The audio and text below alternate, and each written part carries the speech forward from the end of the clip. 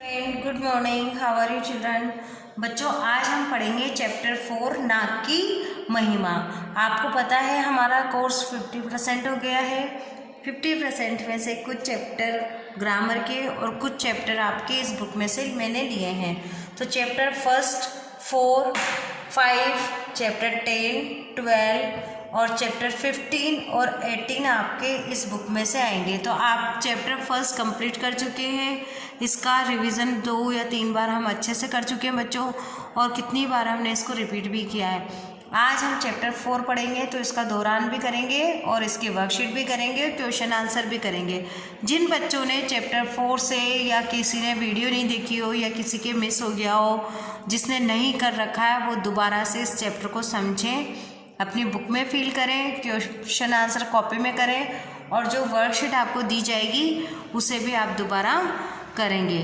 तो आप चैप्टर 4 समझें, नाक की महिमा।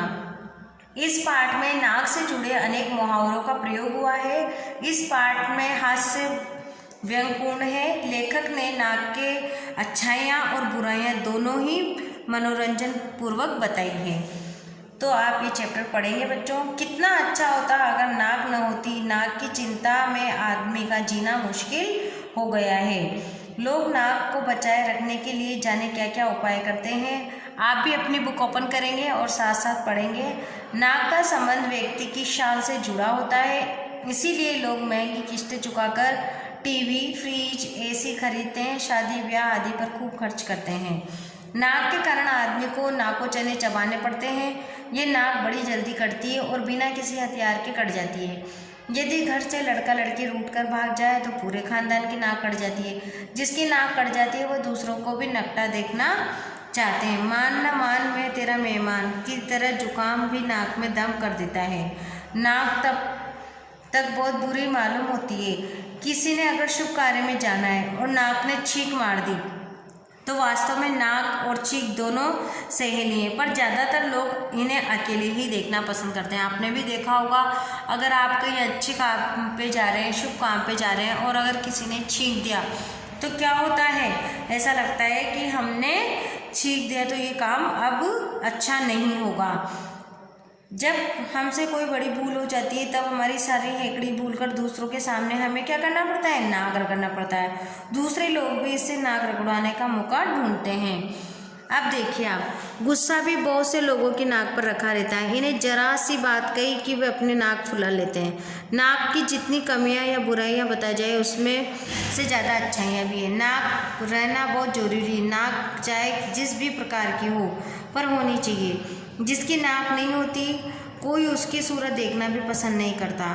नाक यदि सुंदर हो तो सोने पर सुहागा। कवियों से नाक की सुंदरता का बहुत तरह से वर्णन किया है। अब देखिए, आप कवि है, कवि में आपने कवि सम्मेलन में सुना होगा, तो कवि क्या करते हैं, नाक के ऊपर बहुत सी महिमा देते हैं, बहुत सारी कविताएं सुनाते हैं। कोई उसकी सूरत देखना भी पसंद नहीं करता। नाक यदि सुंदर हो तो सोने पर सुहागा। कवियों ने नाक की सुंदरता का बहुत तरह से वर्णन किया है। उसे सोने की हीरे मोती जड़ी नथ, नथुनी, लौंग, बुलाग आदि से सजाया है। क्या आप जानते हैं कि कवियों ने नाक की उपमा तोते की चोंच से क्यों दी है? इसे सुनकर मन में अजीब से भाव उमड़ आते हैं। कुछ लोग नाक पर मक्खी तक बैठने नहीं देते। कुछ लोगों को सोते समय नाक नक्कारे सी बसती रहती है। कई लोग की नाक के नीचे कुछ भी होता रहे पर वह दीन दुनिया से बेखबर रहते हैं। ऐसे लोगों की भी कोई कमी नहीं है जो दूसरों की नाक नचाते हैं। इसी की नाक पर दे मारना भी कोई लोग अपनी शान समझते हैं। यदि नाक न होती तो खुशबू बदबू में अंतर रह जाता। नाक के अभाव में चंदन, कपूर, इत्र, फुलेल आदि सब बेकार हो जाते हैं। भला हींग और देसी घी की पहचान कैसे हो पाती? अगर नाक न होती तो बताइए चश्मा कहाँ ठहरता।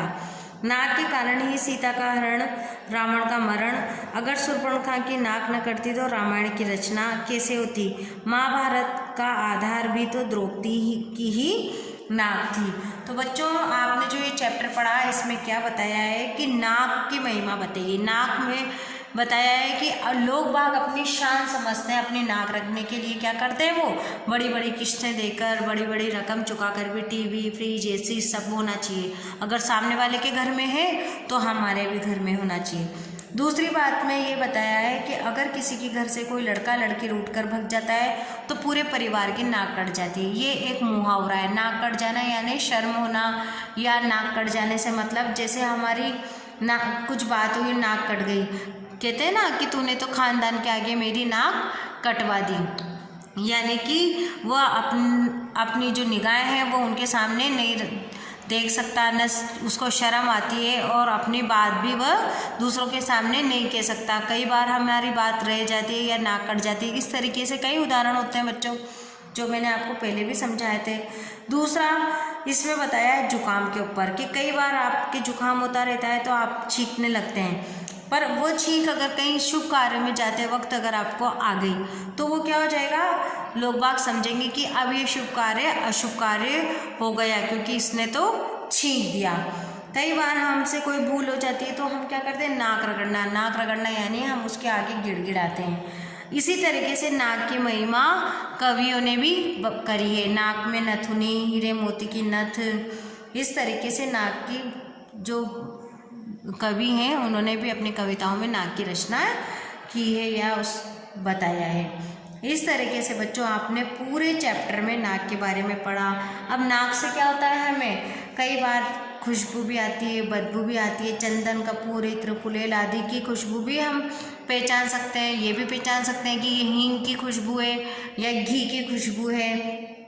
और आपको पता है नाक के कारण तो रामायण में युद्ध भी हुआ। आप याद है, नाक के कारण सीता का हरण हुआ, रावण का मरण हुआ।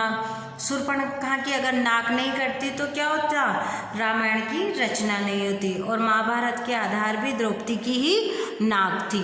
तो ये था आपके नाक वाला चैप्टर कि नाक की महिमा क्या क्या है। अब देखते हैं हम नाक के फायदे। नाक के बहुत से फायदे हैं। सांस लेने और छोड़ने का काम भी नाक से ही किया जाता है। नाक की गड़बड़ी से आदमी नकियाने लगता है। नाक हीटर का भी काम करती है। बाहर की ठंडी हवा गर्म करके अंदर पहुंचाती है और अंदर जो नाक के बाल छन्ने झाड़ू का काम भी करते हैं। कई लोग अपने बांस के नाक के बाल भी बन जाते हैं। इस प्रकार नाक की बहुत सारी महिमा है। तो बच्चों ये आज जो मैंने चैप्टर पढ़ाया है, अब हम कल इसकी एक्सरसाइज करेंगे, इसका दोहरान करेंगे और इसके क्वेश्चन आंसर भी समझेंगे। तो आप आज इस चैप्टर को पढ़ेंगे और इसमें जो मुहावरे दे रखे हैं इन्हें करेंगे। नाको चने चबाना। नाको चने चबाना यानी बहुत तंग करना। नाक काटना यानी बेइज्जती होना। नाक में दम करना, बहुत तंग करना। नाक रगड़ना, मिन्नतें करना। नाक रहना, इज्जत बच जाना। नाक पर मक्खी न बैठने देना, अपने विरुद्ध कुछ भी न सुनना। नाक नचाना, परेशान करना। नाक का बाल बन जाना, बहुत प्रिय होना। नाक के नीचे होना, उपस्थिति में घटना। तो ये हो गई आपके मुहावरे हो गए। अब हम कल इसकी एक्सरसाइज करेंगे। आज आप इस चैप्टर को पढ़ेंगे। Thank you.